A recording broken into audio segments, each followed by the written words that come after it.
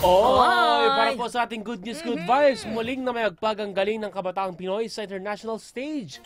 Yan po'y dahil nag-uwi ng medalya mula sa 2025 World Smart Industry Expo 40th Patent Incubation Exhibition and International Exhibition ng mga estudyante mula po sa Patin Ay National High School sa Agusan del Sur.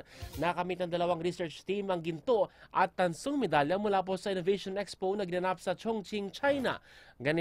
Gintong medalya po ang naiuwi ni na Mika Ato, Rich Evo Arevalo, Nalea Rowan Lucip at Rosti Luce Rusel Sifra para sa kanilang pagtuklas sa potensyal na violet alingatong bilang panlaban sa mga diseases na sanhipo ng oxidative stress.